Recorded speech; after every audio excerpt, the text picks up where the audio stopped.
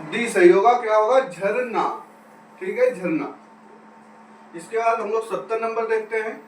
निम्नलिखित शब्द के विपरीतार्थक, विपरीतार्थक बोले तो भाई विलोम शब्द इसको कहते हैं। शब्द के विकल्प दिए गए हैं, सटीक विपरीत शब्द का चयन कीजिए। सटीक का मतलब होता है एकदम सही हो उसी का। तो बताएं क्या हो जाएगा? यथार्थ का विलोम आदर्श होगा, कृत्रिम होगा, उचित होगा या अनुचित होगा। तो बच्चा यथार्थ का विलोम क्या होगा मेरे लाल? यथार्थ का विलोम कृत्रिम होगा, यानी ऑप्शन नंबर ए सही जवाब होगा। आगे हम लोग देखेंगे क्वेश्चन नंबर 71। बताना है निम्नलिखित शब्द के विपरीतार्थक शब्द के विकल्प दिए गए हैं, सही विलोम शब्द सटीक बताना। शाश्वत का विलोम पूछा गया है। आशा आश्वस्त होगा या क्षणिक होगा या नाशवान होगा या अचिर होगा। बताएंगे सभी लोग। 71 नंबर का आंसर क्या हो जाएगा? सभी लोग आंसर देंगे तो आंसर ऐसे दिया करो। 71 का ए काजल दे रही, वेरी गुड, सही। इसी तरीके से रामाकांत भैया, राम राम, जय सिया राम। तो सभी लोग नंबरिंग करके आंसर देंगे। 71 का ए, 72 का बी। क्यों कमेंट तुम लोग करते तो आगे पीछे लेट होता तो समझ नहीं आता आंसर कौन सा दिया है। और अपना चेक करते रहेंगे क्या सही क्या गलत है। तो शाश्वत का विलोम क्या बच्चा था? शाश्वत का मतलब होता है जो हमेशा बना रहे लंबे समय तक। तो शाश्वत का विलोम क्या हो जाएगा? क्षणिक हो जाएगा। Option number B. क्षणिक यानी कुछ क्षण के लिए, कुछ समय के लिए। शाश्वत यानी हमेशा के लिए। 72 नंबर क्वेश्चन देखते हैं। अग्र का विलोम होगा, उग्र होगा या पश्च होगा या पीछे होगा या पूर्व होगा। तो अग्र का भैया आगे होता है। मतलब क्या होता है? आगे। अगर अग्र दिया है तो उसका मतलब आगे हुआ, तो आगे का पीछे विलोम नहीं लगाएंगे। विलोम का मतलब होगा अगर तत्सम में शब्द दिया गया है तो तत्सम में होगा, अगर तद्भव में शब्द दिया गया है तो तद्भव में होगा, और अगर देशज है तो देशज होगा, अगर विशेषण में है तो विशेषण में होगा। जिस भाषा में दिया होगा उसी भाषा में तत्सम होता है। अगर आगे दिया होता शब्द तो आगे का पीछे होता, लेकिन दिया गया शब्द है अग्र, जो कि मतलब आगे ही है इसका, लेकिन अग्र का एग्जैक्ट विलोम अगर पूछेंगे तो क्या होगा? अग्र का विलोम भाई पश्च होगा। ऑप्शन नंबर बी सही होगा। इस बात को अच्छे से याद रखेंगे। अगर पक्ष ऑप्शन ना दिया होता, ये ऑप्शन ना दिया होता तो हम लोग पीछे भी ले सकते थे, कोई दो राय नहीं है, तब बिल्कुल सही जवाब होता। 73 नंबर देखें। आगे अगला होता ना विलोम ही है। उत्कृष्ट का विलोम क्या होगा? उत्कृष्ट का विलोम सभी लोग बताएंगे। 72 का भी सभी लोग बताएं। उत्कृष्ट का विलोम क्या होगा? उत्कृष्ट, अकृष्ट, निकृष्ट या आकृष्ट। तो उत्कृष्ट का विलोम बच्चा होता है निकृष्ट। ऑप्शन नंबर सी सही जवाब होगा। क्या होगा? उत्कृष्ट का विलोम निकृष्ट। अगला देखेंगे 74 नंबर क्वेश्चन। जो बात परंपरा से कही सुनी जा रही हो के लिए सही शब्द है। अफवाह बोलते हैं या लोक वार्ता बोलते हैं या लोक कथा बोलते हैं या किंवदंती बोलते हैं। सभी मेरे प्यारे बच्चे जल्दी से जल्दी आंसर करेंगे। कोई समस्या तो नहीं है किसी को वॉइस में, या किसी भी प्रकार की कोई समस्या हो तो बताएं सभी प्यारे बच्चे, जल्दी से जल्दी कमेंट करेंगे। तो जो बात परंपरा से कही सुनी जा रही है उसको बच्चे किंवदंती बोलते हैं। ऑप्शन नंबर डी सही होगा। अच्छा क्वेश्चन है, इसको याद रखना, बहुत ही अच्छा क्वेश्चन है, इंपॉर्टेंट क्वेश्चन है कि जो बात परंपरा से कही सुनी जा रही है उसके लिए एक शब्द क्या होता है? वाक्यांश के लिए एक शब्द किंवदंती होता है। ऑप्शन नंबर डी सही होगा। आगे देखेंगे लोग 75। विदेश से देश में सामान क्रय करना के लिए सही शब्द बताएं। निर्यात, विक्रय, आयात या क्रय। तो विदेश से देश के लिए सामान क्रय करना क्या कहलाएगा? बताओ,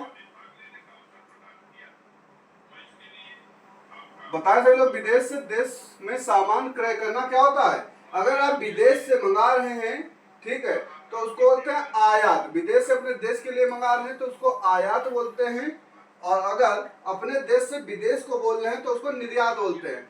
आयात बोले तो इंग्लिश में इसको बोलते हैं इम्पोर्ट, और निर्यात को इंग्लिश में बोलते हैं एक्सपोर्ट। ठीक है, एक्सपोर्ट। तो विदेश से देश में सामान मंगाना क्या होता है? आयात होता है, और देश से विदेश में भेजना बच्चा निर्यात होता है। इसको इंपोर्ट एंड एक्सपोर्ट बोलते हैं। आगे हम लोग देखेंगे प्रारंभ से लेकर अंत तक के लिए सही शब्द क्या होगा? अर्वाचीन, आद्योपांत, समसामयिक या तत्कालीन। क्या हो जाएगा? सभी लोग आंसर देंगे जल्दी से जल्दी। काजल पटेल 75 का सी, 74 का डी। बाकी लोग क्या यहाँ भैया छिल रहे हैं, आंसर नहीं दे रहे हैं? भाई पढ़े लिख रहे हो तो आंसर दो, खाली बैठे हो खोले। कमेंट करने में क्या जाता है, आंसर दोगे तभी तो सही होगा। खाली देख रहे हो, जितना ज्यादा हाथ पे चलाओगे, दिमाग एक्टिव रखोगे, तुमने देखा कि इसका क्या हुआ, तुरंत कमेंट किया, कमेंट में तुमने आंसर दिया, तुमने जो भी तुम्हारा गलत निकल गया, आगे जो भी आंसर हमने बताया तो इसमें देखा सही है, तो उसमें तुम्हारा जो है नजरिया बनेगा, देखोगे उसको तो वो याद हो जाएगा आसानी से। ऐसे लेटे लेटे पढ़ाई अगर हो जाती तो हो चुकी होती। पेपर आ गया लेकिन कुछ भी समझ नहीं आ रहा है। चलिए ठीक है, देखिए अर्वाचीन होगा, आद्योपांत होगा, समसामयिक होगा, तत्कालीन होगा। तो प्रारंभ से लेकर अंत तक बच्चा क्या कहते हैं, आद्योपांत कहते हैं। ऑप्शन नंबर बी सही जवाब होगा। क्या होगा, आद्योपांत। आगे देखेंगे 77 नंबर। बाकी कोई भी लोग हम डांट देते तो गुस्सा नहीं होना, आप सब हमारे अपने हैं इसलिए डांट देते हैं, वरना बहुत लोग लखनऊ में रोड पे घूम रहे हैं, हम किसी से कुछ नहीं कहते हैं। आप सभी लोग हमारे चैनल पर पढ़ते हैं, आप सभी को हमारा सही मार्गदर्शन करना परम कर्तव्य है, इसलिए डांट देते हैं ताकि आप अपने मम्मी पापा के सपनों को पूरा कर सकें और अपनी आप जिंदगी को बेहतर कर सकें। अगर इसमें नाराज होते हैं तो इसमें आप ही का घाटा है, मेरा कुछ नहीं जाता है। बताएं, छू मंतर हो जाना, आपने देखा होगा पहले बहुत लोग कहते थे अभी छू मंतर कर देंगे, छू मंतर जादू। तो छू मंतर होना क्या होता है बताएं? तो छू मंत्र का होता है सम्मोहित होना, गायब हो जाना, लाभ होना या मंत्रबद्ध होना। तो छू मंत्र का कहते थे कि हम छू मंत्र कर देंगे यानी गायब कर देंगे। तो छू मंत्र हो जाना, गायब हो जाना, छू मंत्र कर देना, गायब कर देना। ठीक, अगला देखेंगे भाई 78 नंबर, डोरे डालना। मुहावरे का अर्थ है प्रेम में फंसाना, दुखी करना या बांधना या फंदे में डालना।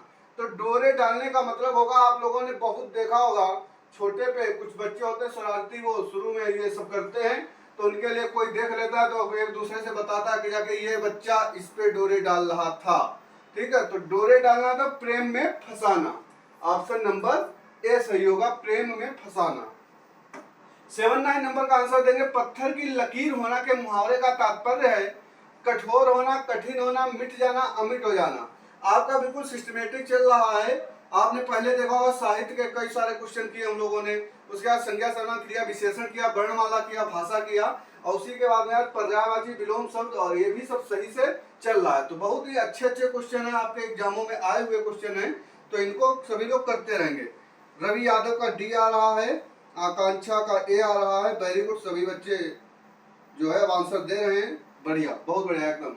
पत्थर की लकीर होना तो क्या होता है, अमिट होना, यानी पत्थर की लकीर खींच दी तो वो अमिट है, मिट नहीं सकती। ठीक है, तो पत्थर की लकीर होना यानी अमिट होना। 80 नंबर बताएंगे मेरे भाई, नाई की बारात में ठाकुर ही ठाकुर। कौन है नाई की बारात में? ठाकुर ही ठाकुर हैं। तो लोकोक्ति का अर्थ क्या है, ऊंच नीच का भेद न मानना, संगठन में ही शक्ति होना, संगठन में नेतृत्व की कमी या नेता के बिना संगठन। तो नाई की बारात में ठाकुर ही ठाकुर यानी नेता के बिना संगठन है। कैसा? नेता के बिना संगठन। ऑप्शन नंबर डी सही होगा। 81 नंबर बताएंगे, घोड़ा घास से यारी करे तो क्या खाए। तुम लोगों ने आपस में ही अपने दोस्तों में ही सुना होगा कई बार कि घोड़ा घास से दोस्ती नहीं करता है।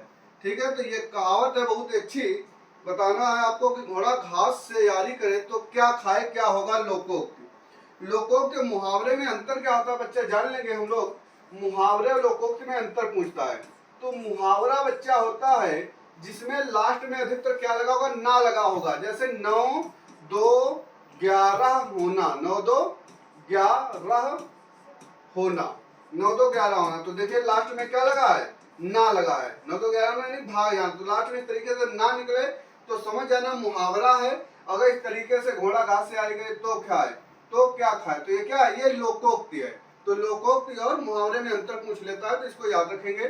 तो अपने काम से काम करना, रोजगार में दोस्ती नहीं चलती, अत्यंत कंजूस होना, किसी की सहायता न करना। तो बहुत ही फेमस सेंटेंस है, आप लोगों ने कई बार सुना होगा, सभी से सुना होगा कि रोजगार में दोस्ती नहीं चलती, यानी घोड़ा घास से दोस्ती करेगा तो क्या खाएगा। रोजगार में दोस्ती कर लेगा डेली डेली, जैसे यहाँ सरकार ये बोर्ड लगा है और हम यहाँ कई लोग आकर के डेली डेली फ्री में पढ़ाने लगे तो क्या होगा, फिर सर को प्रॉफिट क्या होगा, कुछ नहीं होगा। अगर हम लोग यहाँ आकर के पढ़ाएं, इनको कुछ चार्ज दे दें अगर मान लो दोस्ती है तो दोस्ती में बस इतना हो सकता है कि 300 चल रहा हो तो हम 250 दे दे, 200 दे दे। लेकिन को कहो बिल्कुल भी घोड़ा घास से दोस्ती कर ले, अपना चार्ज ही ना ले, तो क्या होगा, घाटा हो जाएगा।